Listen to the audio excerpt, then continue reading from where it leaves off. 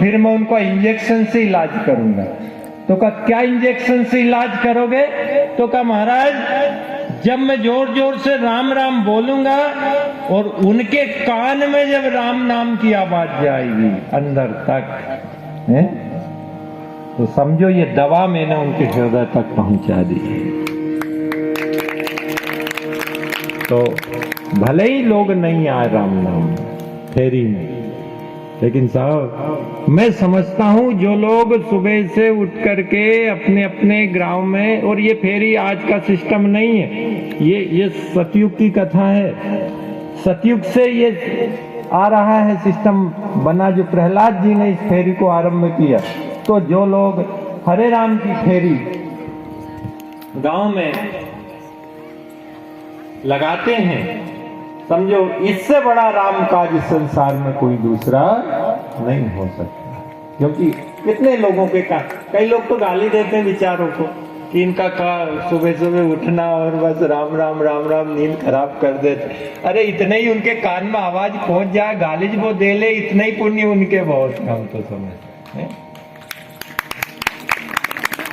कई बेचारे वृद्ध लोग शिकायत करते हैं, गुरुजी अब तुमने कह दिया कि सुबह से नहा के जाओ, नहा के जाते हैं। अब पत्नी कहती है, पत्नी से एक दिन कहा कि तू चाय बना दे कम से कम। अब ये देवी तो सुनती नहीं है, उठे नहीं।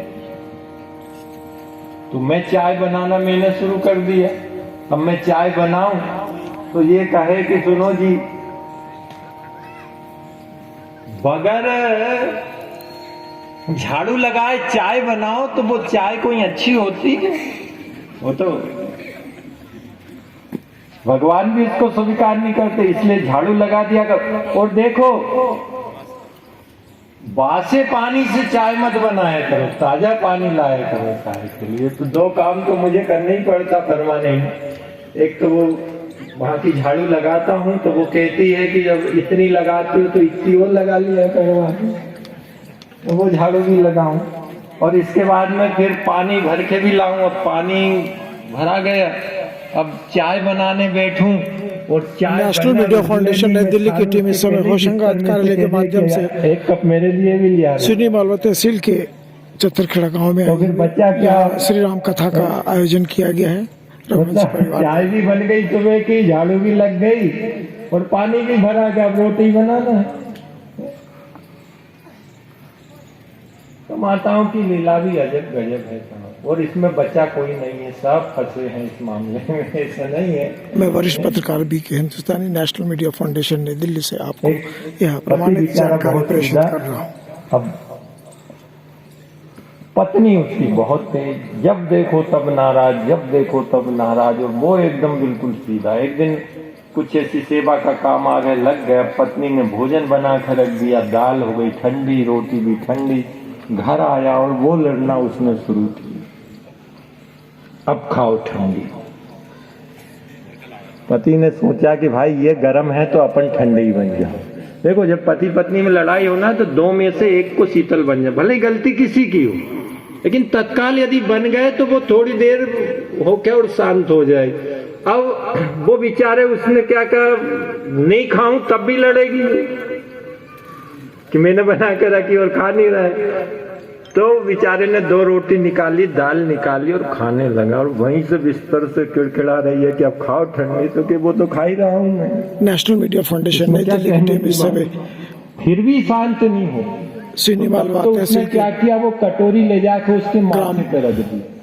चतरखेड़ा पहुंची। क्या करते हैं रघुवंशी परिवार द्वारा अरे का देवी तू इतनी श्री राम कथा का आयोजन चल रहा लगा कि दाल भी गर्म मेरी। मैं वरिष्ठ पत्रकार बी के हिंदुस्तानी नेशनल मीडिया फाउंडेशन नई दिल्ली के माध्यम से यह प्रमाणित जानकारी। तो आज प्रहलाद जी कहते हैं कि प्रभु जो नहीं सुनेंगे उनको मैं राम नाम नई इच्छा होते हुए भी जब सुनाऊंगा तो वो राम नाम सुन करके और सब मेरे साथ में मोक्ष के अधिकारी बन जाएंगे।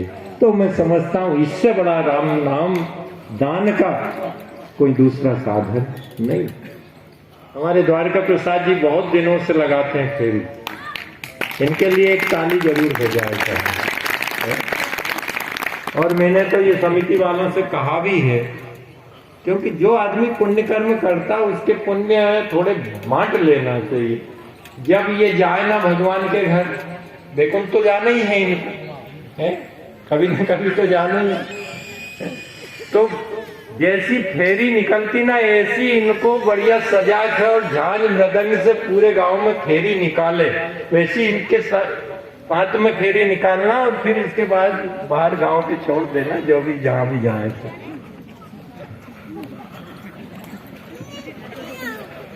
बहुत सज्जन पुरुष है, कभी बुरा नहीं मानते, इसलिए बोल लेता हूँ। होना चाहिए हर व्यक्ति कुछ न कुछ यदि नियम ले ले, मैं समझता हूं जो भी अपने जीवन का एक ऐसा कोई अच्छा सा नियम बना लो कि जिसमें 10 मिनट 15 मिनट 20 मिनट यदि परमात्मा का भजन हो जाए तो समझ लीजिए हमारे जीवन का कल्याण हो। आज हनुमान जी क्या कर रहे हैं, राम काज कर रहे हैं। तो मेनाक ने कहा कि आप मेरे ऊपर थोड़ी देर विश्राम कर लीजिए। उन्होंने कहा भैया राम काज की, स्पर्श किया, सिर्फ उसका सम्मान किया कि हनुमान तेहि परसा कर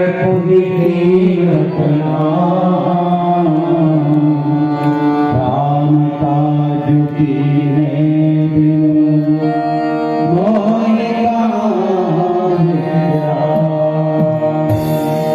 देवताओं को भरोसा नहीं हुआ हनुमान जी के बल के ऊपर, तो आज सुरसा को उन्होंने भेजा। सुरसा ने आकर के अपना मुंह चौड़ा किया। देखो ये सब योग का कमाल। हनुमान जी बड़े से बड़ा कितना बढ़ सकते हैं, इसकी कोई सीमा नहीं है हनुमान जी की। हर व्यक्ति की सीमा होती है, लेकिन हनुमान जी की कोई सीमा नहीं। और छोटे से छोटा रूप है क्या बना सकते हैं कि मसक समान रूप कपिधारी, लंक ही चले हूँ तो मेरे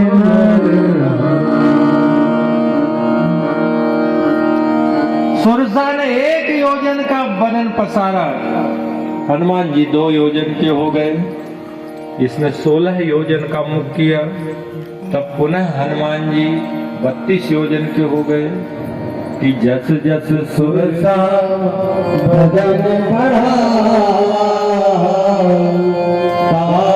दूर कभी रूप दिखा। अब इसने कि 7 योजन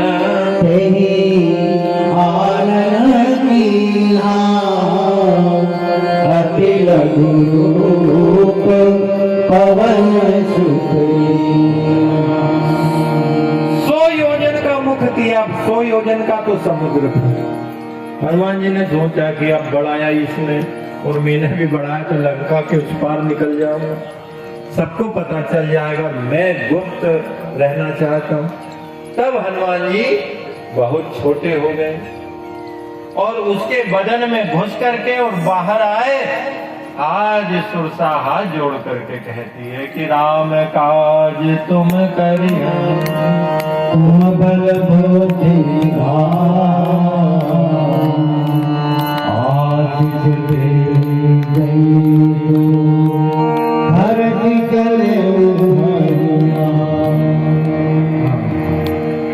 तीन नारियां हनुमान जी को मिली। सबसे पहले सुरसा, दूसरी सिंहिका और तीसरी लंका। अब सिंहिका को तो हनुमान जी ने समाप्त कर दिया। अब जैसे ही हनुमान जी सागर को पार करके और लंका की सीमा में प्रवेश करने लगे, हनुमान जी ने सोचा कि अब इतना बड़े रूप की जरूरत नहीं है, तो मच्छर के सामान रूप में। और जैसे ही प्रवेश करने लगे तो ये लंकनी कौन है? ये लंकनी है लंका की रक्षा करने वाली देवी। आज हनुमान जी के छल को उसने पहचान लिया, उस मच्छर को जान लिया, पकड़ा हनुमान जी। कहा रे चोर, मेरे बगैर आदेश के कोई लंका में जीव प्रवेश नहीं कर सकता, कि जाने सी नहीं मरम मोरा मोर जहाँ लग मुट्ठी का एक महाकपि रुधिर कमठ धर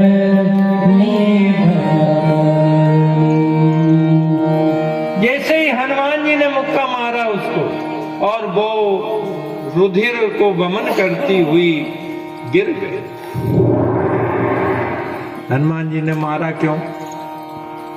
हनुमान जी कहते हैं कि जब तू देवी है तो सबके साथ तुझको एक जैसा व्यवहार रखना चाहिए। आज तुम मुझको चोर कह रही है, अरे इस संसार में सबसे बड़ा चोर रावण बैठा हुआ है, और चोरी करके सीता जी को लाए, उसको तो तू कुछ नहीं कह रही है, और मुझे चोर कह रही है। एकदम उठ करके वो बैठ गई और कहने लगी, वाह वाह, आज मेरा ऐसा कौन सा पुण्य है कि आज मैं रामदूत के दर्शन कर रहा हूं। जब रावण को वरदान दिया था तब मुझसे कहा था कि तू विकल कपि की मार से हो जाएगी, उस समय समझ लेना कि रावण का भी संसार में अंत होने वाला। हे तात, आपका छोटा सा सत्संग पा करके मेरा जीवन धन्य हो गया, कि तात स्वर्ग अपवर्ग सुख धैर्य तुलायक पूर्णताई सकल जो सुख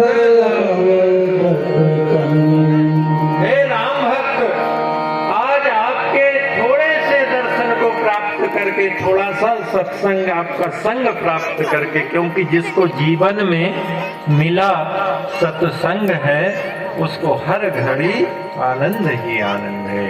क्योंकि आज तक इस संसार में उसी व्यक्ति को परमात्मा की प्राप्ति हुई है जिसने सत्संग किया।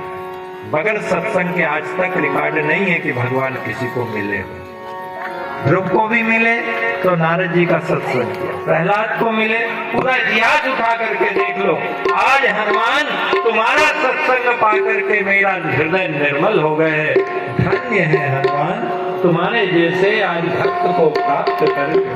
जिनको जीवन में मिला सत्संग है,